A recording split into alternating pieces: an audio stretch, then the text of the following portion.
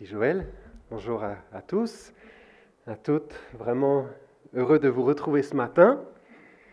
Et si vous avez votre Bible, je vous invite à l'ouvrir déjà en Jean, chapitre 1. Un texte qui nous servira de support ce matin. Je me réjouis de ce temps qu'on peut prendre aussi dans la parole de Dieu. Alors Joël l'a rappelé tout à l'heure, on est aujourd'hui le deuxième dimanche de l'Avent. La fête de Noël est à quelques jours de nous.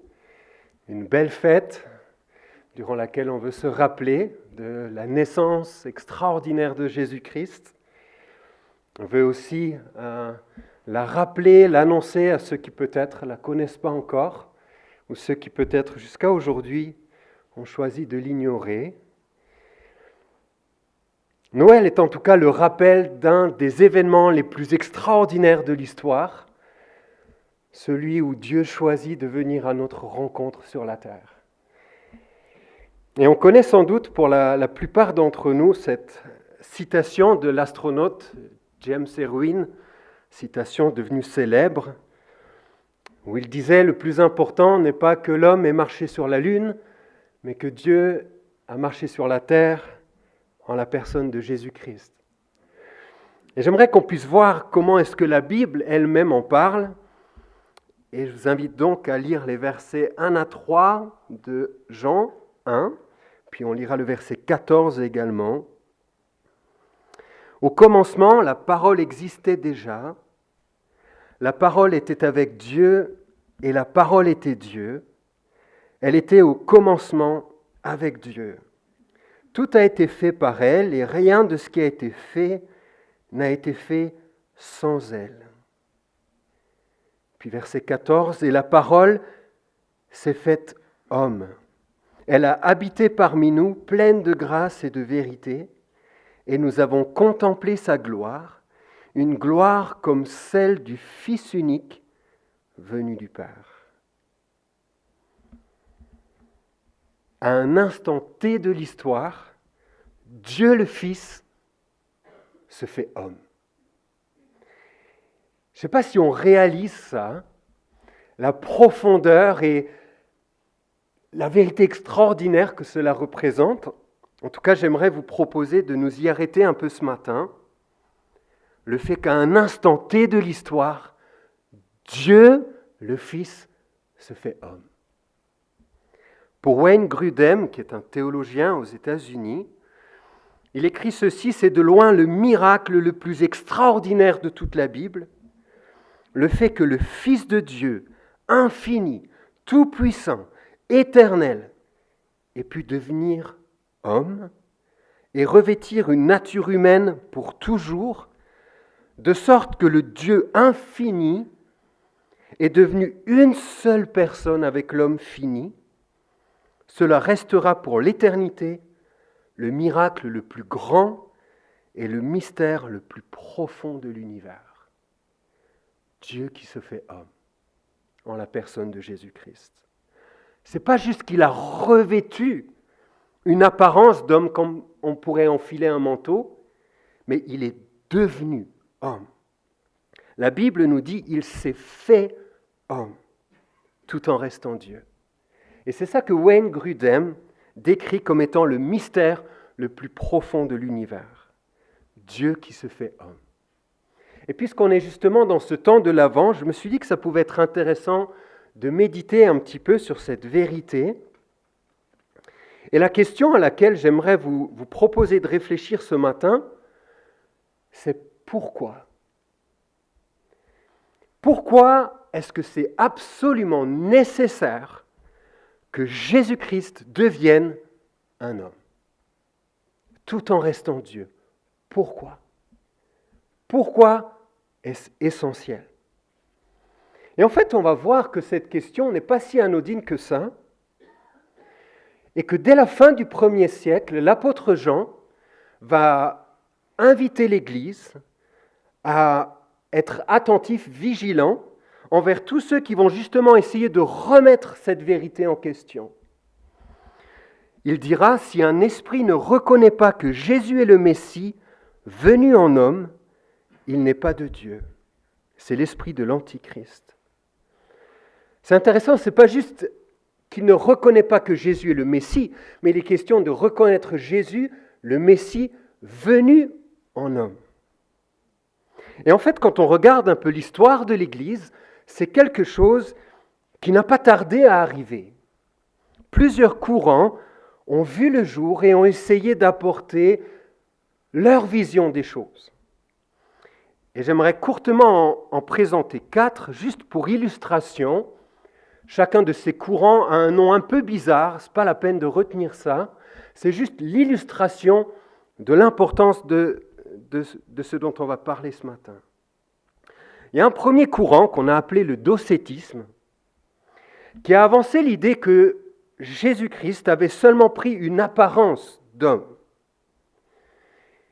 Il n'était donc pas vraiment homme, c'était juste une apparence, un peu comme quand on met un déguisement. Pour eux, l'incarnation était inimaginable et impossible.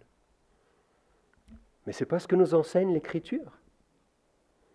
Un autre courant, appelé le kénotisme, croyait en l'incarnation de Jésus, mais pour s'incarner, Jésus a certainement dû se dépouiller de sa divinité.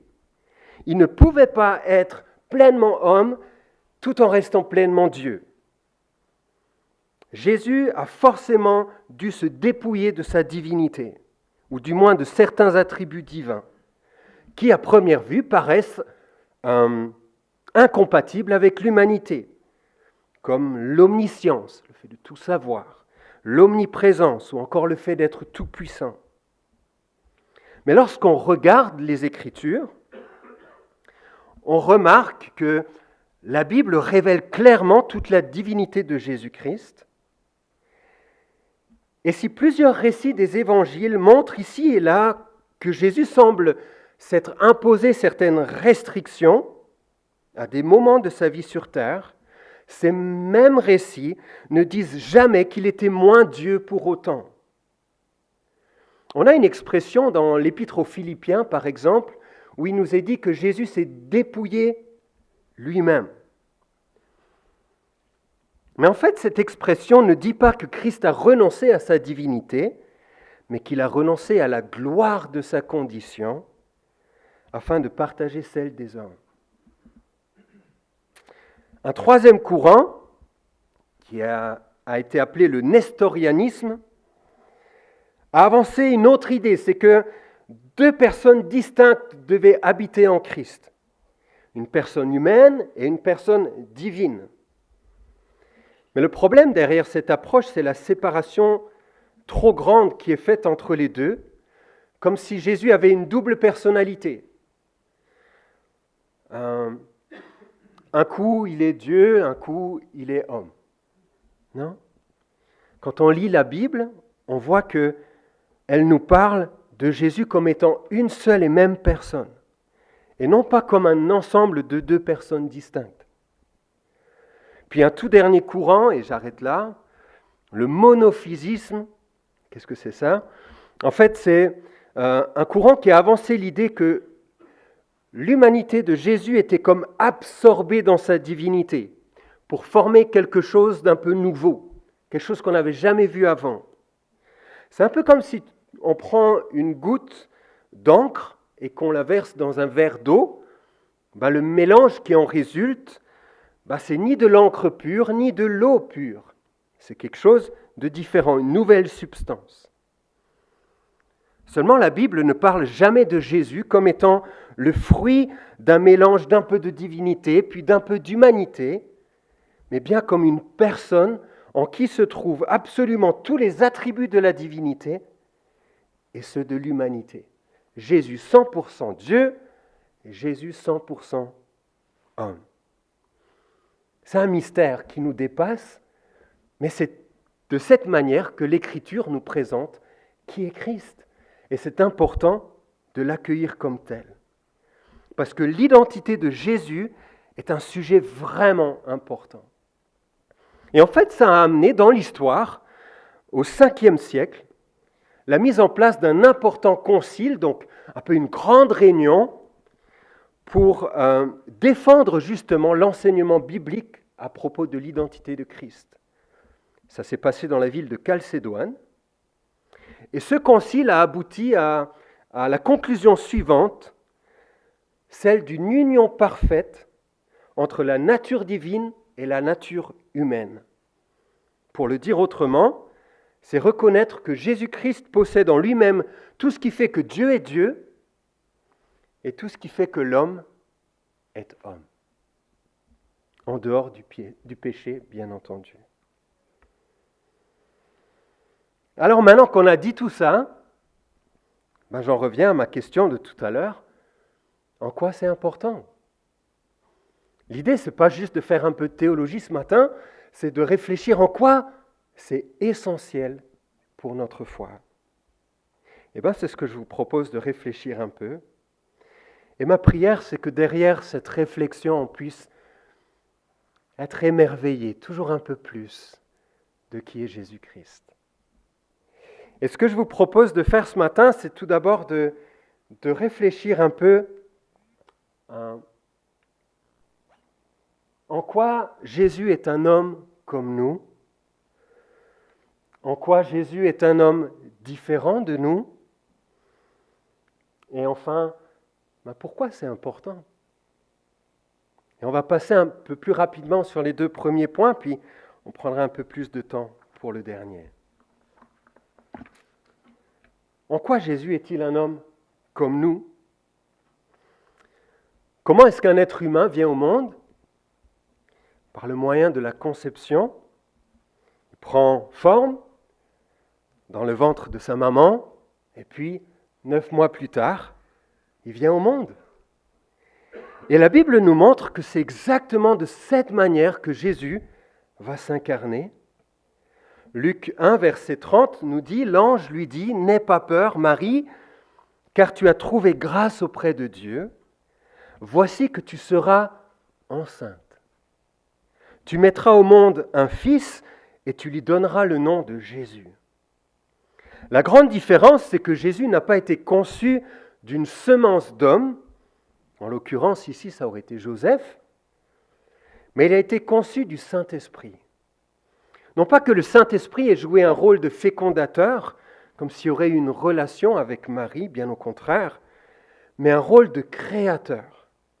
Une œuvre surnaturelle de Dieu à travers laquelle Dieu le Fils, qui existe de toute éternité, se fait homme dans le ventre d'une jeune femme encore vierge.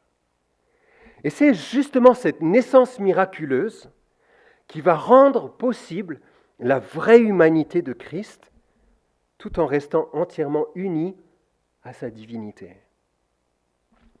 On continue un peu la réflexion. Sous quelle forme naît un enfant ? Il naît dans un corps, avec des muscles, des os, des cheveux, un système digestif, etc. Jésus est né dans un corps, exactement comme nous. À sa naissance, il nous est dit que Marie l'enveloppa de l'ange et le coucha dans une mangeoire. Puis à sa résurrection, Jésus dira à ses disciples, « Un esprit n'a ni chair ni os. Or, vous voyez bien que j'en ai. » Jésus avait un corps d'homme. Puis que fait un enfant avec le temps ? Il grandit, heureusement. Il passe du stade de nourrisson à celui d'un enfant, puis devient un ado, un adulte, etc. Et en fait, Jésus, dans son humanité, n'a pas coupé à ça. En tant qu'homme, Jésus a appris à marcher, à manger, à parler, à lire, à écrire, à compter, à obéir à ses parents, à travailler. Et dans toutes ces choses, à vivre d'une manière parfaite devant Dieu.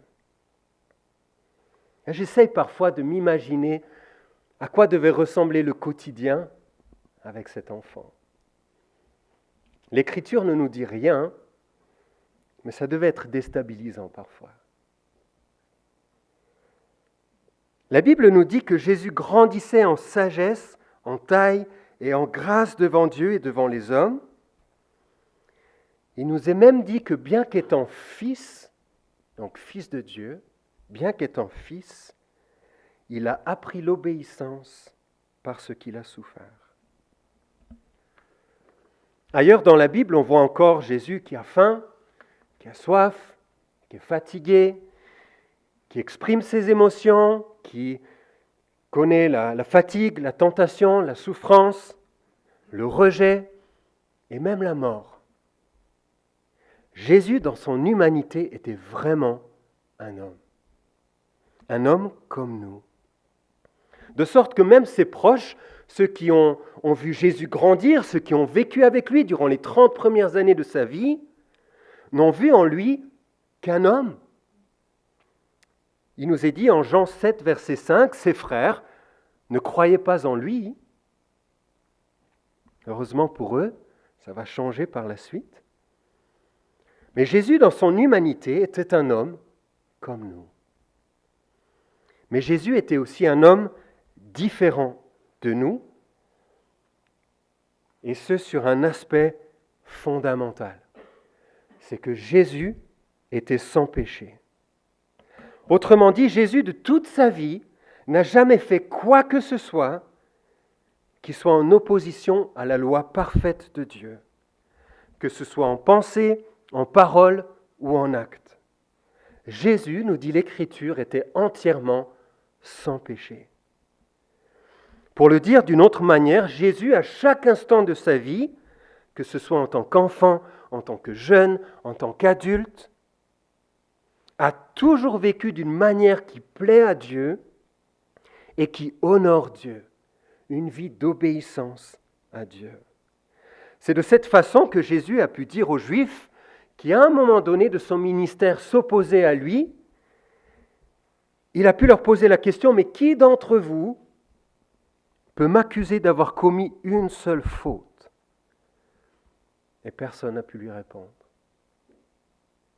L'auteur de la lettre aux Hébreux nous rapporte qu'il a été tenté en tout point comme nous le sommes, mais sans commettre de péché. L'apôtre Pierre dira de Jésus qu'il n'a commis aucun péché. Ses lèvres n'ont jamais prononcé de mensonge. Et enfin, l'apôtre Jean attestera des mêmes choses en désignant Jésus comme étant le juste, parce qu'il n'y avait pas de péché en lui. Et bien d'autres textes l'attestent encore. On pourrait encore relever toutes les expressions qui désignent Jésus-Christ, des expressions comme le juste, l'innocent, un agneau pur, sans défaut, etc. Tant d'éléments finalement qui viennent prouver, attester que Jésus, dans son humanité, a vécu comme aucun autre homme n'a jamais vécu sur la terre. Une vie qui plaît à Dieu en tout point. Et ce qui le démontre, par-dessus tout, c'est sa résurrection. Pourquoi ? Parce qu'elle apporte le témoignage que Dieu a approuvé son sacrifice pour le pardon de nos péchés. Pourquoi ? Parce qu'il était lui-même sans péché. Autrement, Jésus n'aurait jamais pu nous sauver. Et voici ce que nous lisons en Hébreux 7, au versets 26 et 27. Il nous est dit, c'est bien un tel grand prêtre qu'il nous fallait. Saint, irréprochable, sans souillure, séparé des pécheurs et plus élevé que le ciel. Il n'a pas besoin, comme les autres grands prêtres, d'offrir chaque jour des sacrifices. D'abord pour ses propres péchés, ensuite pour ceux du peuple, car il a accompli ce service une fois pour toutes, en s'offrant lui-même en sacrifice. Et en fait, c'est ce qui nous introduit vers la réponse à notre question. Pourquoi ? Pourquoi est-ce essentiel que Jésus soit devenu homme et qu'il ait vécu une vie sans péché? Est-ce qu'il ne pouvait pas juste rester dans sa nature divine? Pourquoi était-il essentiel qu'il devienne homme? Et voici en fait la réponse qui est proposée dans ce petit livre, le Nouveau Catéchisme pour la Cité. Vraiment un excellent ouvrage que je peux que vous recommander, qui permet vraiment de refaire un peu son catéchisme, de voir différentes questions importantes de la foi. Et on retrouve la question qui nous intéresse dans ce livre: pourquoi le Rédempteur doit-il véritablement être humain? Quand il est question du Rédempteur, il est question de Jésus-Christ. Pourquoi doit-il être véritablement humain? Et voici la réponse qui est proposée: afin que dans sa nature humaine, il puisse obéir parfaitement à notre place, à toute la loi, et endurer le châtiment que mérite le péché des hommes. C'est également pour qu'il puisse compatir à notre faiblesse. Je relis: afin que dans sa nature humaine, il puisse obéir parfaitement à notre place, à toute la loi, et endurer le châtiment que mérite le péché des hommes. C'est également pour qu'il puisse compatir à notre faiblesse. Et j'aimerais en fait qu'on puisse courtement s'arrêter sur ces 3 raisons qui nous sont données. Pourquoi Jésus devait-il être homme? La première raison, c'est afin de pouvoir devenir notre parfait représentant devant Dieu. Lorsqu'on lit l'Écriture, on découvre que la Bible nous révèle la nature de Dieu, sa sainteté, sa majesté, sa perfection. Et dans sa sainteté, Dieu exige la sainteté. Et s'il en était autrement, Dieu ne serait plus Dieu. Or, Dieu est vraiment saint. C'est la raison pour laquelle il dira à son peuple: « Soyez saints, car je suis saint, dit l'Éternel. » Or, l'apôtre Paul fait ce triste constat qu'il n'y a pas de juste, pas même un seul. Aucun ne cherche Dieu, tous se sont détournés. Et la réalité, c'est que j'en fais pas exception. Et parce que Dieu est saint, mes péchés me condamnent devant Dieu. Mon incapacité à obéir parfaitement à Dieu me sépare de lui. Et rien de ce que je peux faire, même le meilleur dans ma vie, ne peut venir résoudre le problème. Mais c'est justement là que dans la grâce infinie de Dieu, Jésus intervient. Et dans l'Épître aux Hébreux, il nous est dit: Jésus qui déclare: « Me voici, je viens, ô Dieu, pour faire ta volonté. » Et puisque nous avons en commun, vous et moi, la condition humaine, lui-même, Jésus-Christ, l'a partagée de façon similaire. Il devait devenir semblable en tout à ses frères, afin d'être un grand prêtre rempli de compassion et fidèle dans le service de Dieu. Il devait devenir semblable à nous. Pourquoi? Afin de réussir là où nous avons tous échoué. Il est venu vivre la vie que je n'arrive pas à vivre. Il est venu obéir là où je suis incapable d'obéir. Il est venu aimer là où je suis incapable d'aimer. Et tout ça pour le faire à notre place. Mais sa mission ne s'est pas arrêtée là. Dans le verset qu'on vient de lire, Jésus est présenté comme un grand prêtre. Le grand prêtre, c'est celui qui offrait les sacrifices pour le pardon des péchés du peuple. Et il nous est dit que Jésus-Christ, en tant que grand prêtre, est venu s'offrir lui-même en sacrifice. Et c'est la deuxième partie de la réponse. Jésus s'est fait homme de sorte qu'après avoir vécu la vie que nous devrions vivre, il a connu la mort qui devait nous être réservée.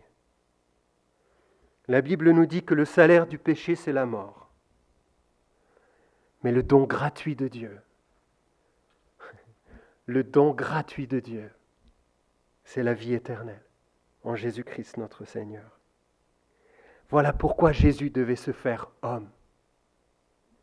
Pour vivre non seulement la vie que nous devrions vivre, mais aussi pour connaître la mort et donc à travers elle la juste colère de Dieu, et cela à notre place. Dans sa nature divine, Jésus ne peut pas mourir. C'est impossible. Alors il s'est fait homme. Et il est mort à notre place en tant qu'homme. Par la grâce de Dieu, nous dit l'Écriture, il a connu la mort pour tout être humain. Imaginez. Moi qui suis incapable de satisfaire la justice de Dieu, alors Jésus l'a fait pour moi. Moi qui suis incapable de vivre une seule journée sans pécher contre Dieu, incapable de vivre la vie que Dieu aimerait que je vive, une vie sans péché, vécue pour sa gloire, alors Jésus est venu la vivre pour moi. À cause de mon péché, je devrais mourir et être séparé de Dieu pour l'éternité. Alors Jésus est venu mourir pour moi. Mais il n'est pas resté mort, il est ressuscité, de sorte que par la foi en lui, Jésus devient ma vie, ma justice. Par la foi en lui, Dieu me regarde désormais à travers Jésus et me déclare juste. Ça, c'est l'Évangile. Ça, c'est l'Évangile. Dieu qui nous regarde à travers Christ et qui nous déclare juste. Et moi, j'y trouve un appui tellement fort pour notre quotidien. Vous savez, quand l'accusateur vient et vient mettre en lumière tout ce qu'on rate, Jésus-Christ se présente comme mon parfait représentant devant Dieu. Sa victoire devient ma victoire. Et Dieu voit désormais ma vie à travers Christ.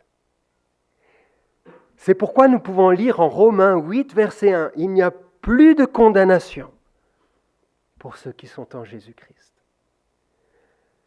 Pourquoi ? Parce que Dieu me regarde à travers Christ.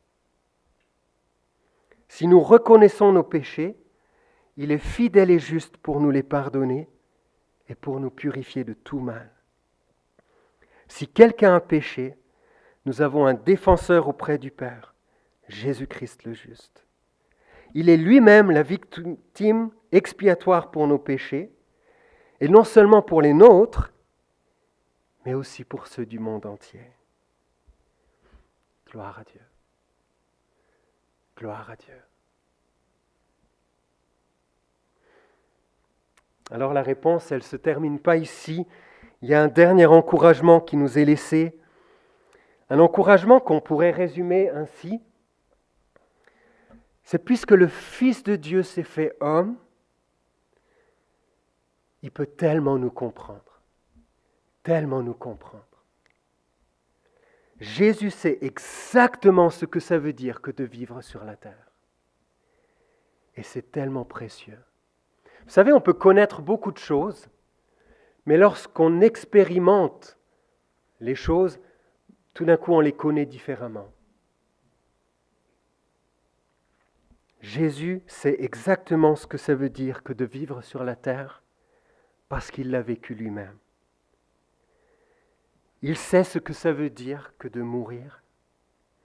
Il sait ce que ça veut dire que de perdre quelqu'un. Il sait ce que c'est que la souffrance. Il sait ce que c'est que la peine. Il sait ce que c'est que le rejet. Il sait ce qu'est la moquerie, les faux témoignages, les épreuves de la vie, etc. Parce qu'il a lui-même connu toutes ces choses.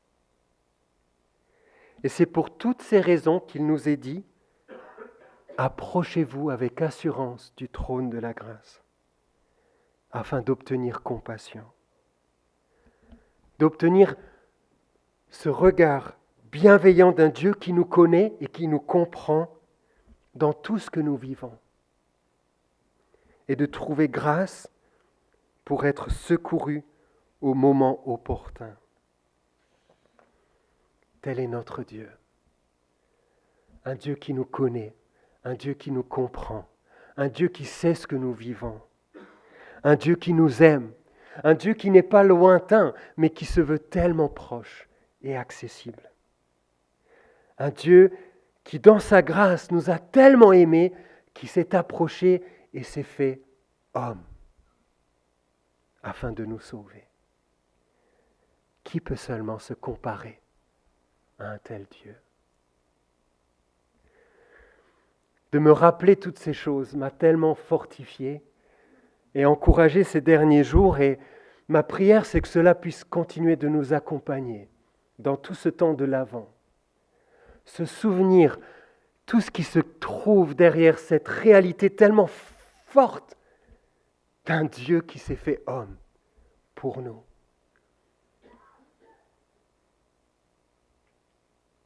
Puisse ce miracle de l'incarnation nous rappeler à quel point il nous témoigne de l'amour de Dieu pour nous. Ce Dieu qui nous invite à nous confier en lui. Et peut-être c'est à cette invitation que tu peux répondre ce matin. Venir à Dieu, te confier à lui, pour ton salut, parce qu'il a lui-même accompli ce que on ne pouvait pas faire. Ou peut-être qu'on est là ce matin avec tout un lot de tristesse et de souffrance, des choses qu'on n'arrive même pas à exprimer, et de pouvoir s'approcher à nouveau de ce Dieu qui dit, je sais ce que tu vis, je comprends ce que tu vis, viens à moi, viens à moi, repose-toi auprès de moi. Là encore, une invitation pour nous ce matin. Quelle que soit la manière dont tout cela résonne dans votre cœur, puissions-nous juste nous incliner un temps dans la prière.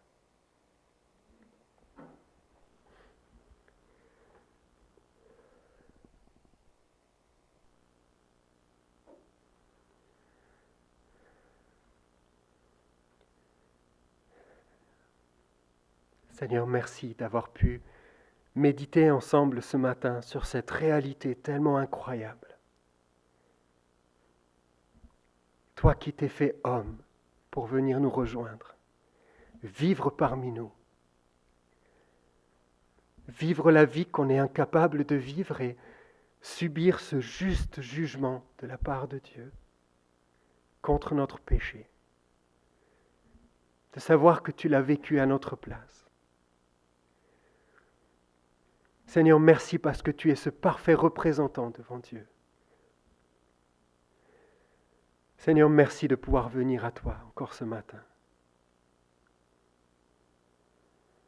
Seigneur, merci aussi parce que tu es celui qui peut parfaitement comprendre ce que nous vivons, parfaitement comprendre ce que nous pouvons endurer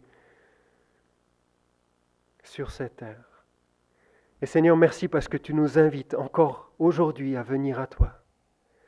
Et je prie, Seigneur, pour que tu puisses nous donner ce repos et cette paix dont nous avons besoin. Accorde-nous la grâce de nous reposer sur toi. Je te prie, Seigneur, de venir rejoindre particulièrement ceux qui sont dans la peine ce matin, pour que tu puisses les encourager, les fortifier, les relever, les soutenir, faire du bien. Seigneur, que cette réalité de ton amour puisse brûler d'une manière encore plus forte dans nos cœurs ce matin. Merci d'être ce Dieu qui nous accueille toujours à nouveau. Et Seigneur, je prie que tu viennes faire naître la foi dans le cœur de chacun. Cette foi qui sauve, mais aussi cette foi qui nous invite à nous confier en toi pour toutes choses. Oh Seigneur, merci pour ce temps de l'Avent dans lequel nous pouvons nous rappeler ces belles choses. Et on te prie que beaucoup autour de nous puissent puisse aussi l'entendre et l'accueillir ces jours prochains. La gloire te revient, Jésus. Amen. Amen.